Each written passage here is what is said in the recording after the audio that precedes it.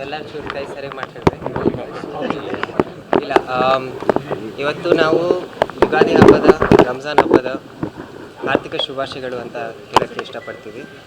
ಇವತ್ತು 2 ದಿನಗಳು ಕೂಡಿವೆ, ಭಾಳ ಒಳ್ಳೆಯ ದಿನ.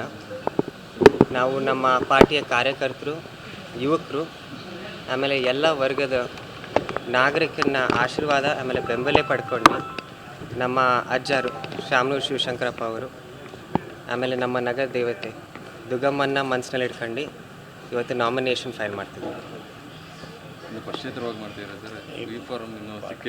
ಪಾರ್ಟಿ ಎಂಥ ಪ್ರಶ್ನೆ ಕೇಳ್ತಿದ್ರಿ? ಶಾಮನೂರು ಶಿವಶಂಕರಪ್ಪರ ಬಗ್ಗೆ ನೀವು ಓದಿರಾ? ಕಾಂಗ್ರೆಸ್ ಕಟ್ಟಿರೋದೇ ಅವರು ಇಲ್ಲಿ ಮಧ್ಯ ಕರ್ನಾಟಕನಲ್ಲಿ. ಹ್ಞೂ ರೀ, ಆಗುತ್ತೆ ರೀ, ಇವತ್ತಿಲ್ಲ ಅಂದರೆ ನಾಳೆ ಆಗುತ್ತೆ. ನಮ್ಮ ಪಾರ್ಟಿ ಕಾರ್ಯಕರ್ತರು, ಯುವಕರು ಎಲ್ಲರಿಗೂ ಕಾನ್ಫಿಡೆನ್ಸ್ ಐತಿ ನಮಗೆ ಸಿಗ್ತತೆ ಅಂತ. ನಾವೀಗ ಇವತ್ತು ಒಳ್ಳೆಯ ದಿನ ಅಂತ ಇವತ್ತೇ ಮಾಡ್ತಿದ್ದೀವಿ. ಹ್ಞೂ ರೀ.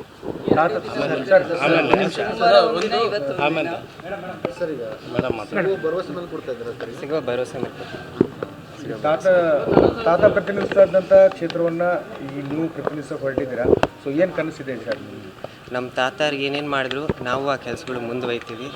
ಆಮೇಲೆ ಎಲ್ಲರೂ ಶಾಮನೂರು ಶಿವಶಂಕರಪ್ಪ ಅವರನ್ನು ಅಪ್ಪಾಜಿ ಅಂತಲೇ ಕರೀತಾರೆ.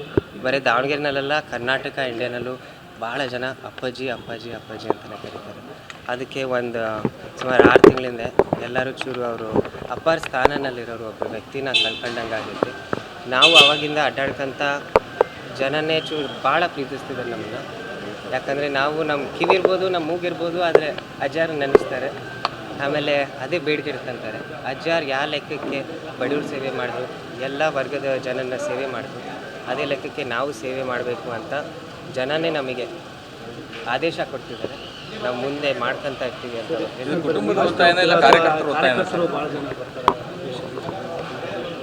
ಎಲ್ಲ 5 ಜನ ಒಳಗಡೆ